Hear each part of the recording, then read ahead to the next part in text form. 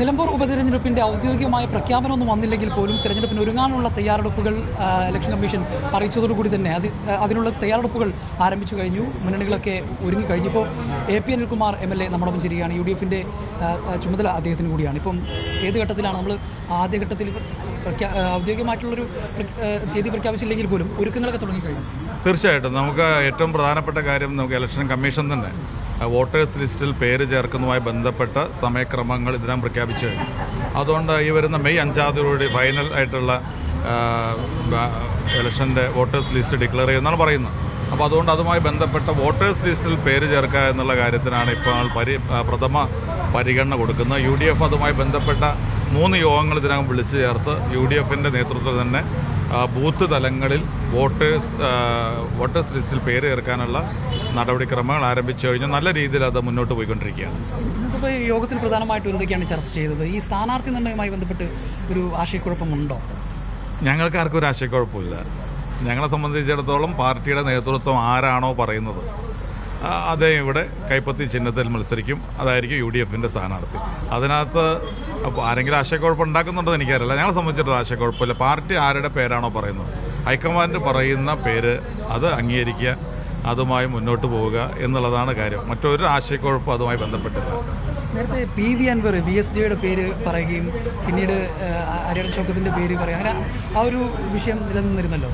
അതിനകത്ത് എന്തെങ്കിലും ഒരു അല്ല, ഞാൻ പറഞ്ഞു, പാർട്ടിയെ സംബന്ധിച്ചിടത്തോളം പാർട്ടി അത് പ്രഖ്യാപിക്കുമ്പോൾ അതിനകത്ത് KPCCയുമായിട്ട് ആലോചിക്കും ഹൈക്കമാൻഡ്. KPCC അതുപോലെ തന്നെ ഇവിടുത്തെ ബന്ധപ്പെട്ടവരുമായി ആലോചിച്ചുകൊണ്ട് ഒരു ലിസ്റ്റ് ഡൽഹിയിലേക്ക് കൊടുക്കും. അതിനകത്ത് എല്ലാ ഘടകങ്ങളും പരിശോധിക്കും. അതിനുശേഷം ഹൈക്കമാൻഡ് അത് സ്ഥാനാർത്ഥി പ്രഖ്യാപനം നടത്തും. അങ്ങനെയാണ് അതിൻ്റെ ഒരു നടപടിക്രമം. ഇക്കാര്യത്തിലും അത് തന്നെ ഉണ്ടാവും. ഈ LDF ഒരു പക്ഷേ സ്വതന്ത്ര സ്ഥാനാർത്ഥിയെ നിർത്താനുള്ളൊരു സാധ്യതയാണ് കാണുന്നത്. അതെങ്ങനെയാണ് നോക്കിയത്? അല്ല, LDFനെ സംബന്ധിച്ചിടത്തോളം ഏത് സമയത്ത് നമുക്കറിയാലോ, സ്ഥാനാർത്ഥിയുടെ കാര്യങ്ങളിലൊക്കെ ഉണ്ടാകുന്ന കാര്യങ്ങൾ, അനിശ്ചിതാവസ്ഥ, ആര് വേണം, എന്ത് വേണം എന്നുള്ളതൊക്കെ നീണ്ടു പോകുന്നൊരു കാര്യമാണ്. അവർ പലതിനും കാത്തിരിക്കുകയാണ്. പക്ഷേ അവരുടെ കാത്തിരിപ്പൊക്കെ വെറുതെ ആവും. ആര് സ്ഥാനാർത്ഥിയായി വന്നു കഴിഞ്ഞാലും ഇവിടെ UDF വലിയ ഭൂരിപക്ഷത്തിന് വിജയിക്കുമെന്ന് ഞങ്ങൾക്ക് മാത്രമല്ല LDFന് അത് ബോധ്യമുള്ളൊരു കാര്യമാണ്. ഈ PV അൻവർ UDFനൊപ്പം നിൽക്കുമെന്ന് പറയുന്നു. ഈ പ്രചരണ രംഗങ്ങളിലൊക്കെ അദ്ദേഹം ഉണ്ടാകുമോ സജീവമായിട്ട്? അല്ല, ഞാൻ അതിനകത്ത് UDFുമായി ബന്ധപ്പെട്ട അദ്ദേഹത്തിൻ്റെതായ കാര്യങ്ങൾ തീരുമാനിക്കേണ്ടത് സംസ്ഥാന UDF നേതൃത്വമാണ്. ഞങ്ങളുടെ ലെവലിൽ വരുന്ന ഒന്നല്ല അത്.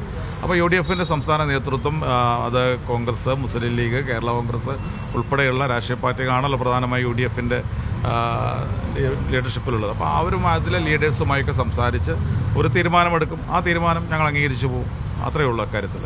UDFനൊപ്പം അദ്ദേഹം നിൽക്കുന്ന ഗുണം ചെയ്യുന്ന അല്ല, ഞങ്ങളെ സംബന്ധിച്ചിടത്തോളം പിണറായി വിജയൻ ഗവൺമെൻറ് എതിരായിട്ടുള്ള ഒരു വിധിയെഴുത്താക്കി ഈ തെരഞ്ഞെടുപ്പിനെ മാറ്റണം എന്നുള്ളതാണ്. കാരണം എല്ലായിടത്തും കേരളം മുഴുവൻ ഇന്ന് ഒരു സമരഭൂമിയാണ്. ആരും സംതൃപ്തരല്ല. എല്ലാ വിഭാഗം ജനങ്ങളും ഇന്ന് അസ്വസ്ഥരാണ്. അവർക്ക് ലഭിക്കേണ്ട ഏറ്റവും ചെറിയ ആനുകൂല്യങ്ങൾ പോലും ഈ ഗവൺമെൻറ് നൽകുന്നില്ല. ഗവൺമെൻറ്റിൻ്റെ അജണ്ട എന്ന് പറയുന്നത് മറ്റു പലതുമാണ്. അപ്പോൾ അങ്ങനെ വരുമ്പോൾ ഞങ്ങളെ സംബന്ധിച്ചിടത്തോളം അത്തരത്തിലുള്ള അസംതൃപ്തരായ ആളുകളെ മുഴുവൻ അവരുടെ പിന്തുണ ഞങ്ങൾക്കുണ്ടെങ്കിൽ അത് ഗുണകരം തന്നെയാണ്. അതിൽ യാതൊരു തർക്കവുമില്ല.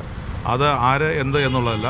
പിണറായി വിജയൻ ഗവൺമെൻറ്റിനെതിരെ ഉള്ള ഒരു വലിയ വിധിയെഴുത്തായിട്ട് ഈ തെരഞ്ഞെടുപ്പിനെ മാറ്റുക എന്നുള്ളതാണ് ഞങ്ങളുടെ ഒരു ലക്ഷ്യം. അപ്പോൾ അതിനുവേണ്ടി എല്ലാവരുടെയും സഹകരണം ഞങ്ങൾക്കുണ്ടാവും എന്ന് തന്നെയാണ് പ്രതീക്ഷിക്കുന്നത്. തെരഞ്ഞെടുപ്പിന് UDF ഘടകകക്ഷികൾക്ക് അപ്പുറത്തേക്ക് സാമുദായിക സംഘടനകളുമായോ അല്ലെങ്കിൽ മറ്റു രാഷ്ട്രീയ പാർട്ടിയുമായോ ഒക്കെ ഒരു സമവായത്തിനോ അല്ലെങ്കിൽ അങ്ങനെ എന്തെങ്കിലും ചർച്ചകൾ നടന്നു? അല്ല, ഞങ്ങളെ സംബന്ധിച്ച് തെരഞ്ഞെടുപ്പിനെ നേരിടുമ്പോൾ എന്തൊക്കെയാണ് അതിൻ്റെ ഏത് ഘട്ടങ്ങളിലായാലും, ഇപ്പോൾ തെരഞ്ഞെടുപ്പ് ആദ്യമല്ലല്ലോ, പൊതു തെരഞ്ഞെടുപ്പായാലും ബൈ ഇലക്ഷൻ ആയാലും ഉപതെരഞ്ഞെടുപ്പാണെങ്കിലും അതുമായി ബന്ധപ്പെട്ട കുറേ നടപടിക്രമങ്ങളും പാർട്ടികൾ അതിനെടുക്കേണ്ട കുറേ കാര്യങ്ങളുണ്ട്, മുന്നൊരുക്കങ്ങളുണ്ട്. ആ മുന്നൊരുക്കങ്ങളൊക്കെ ഞങ്ങൾ എല്ലാ തലത്തിലും നടത്തിയിട്ടുണ്ട്.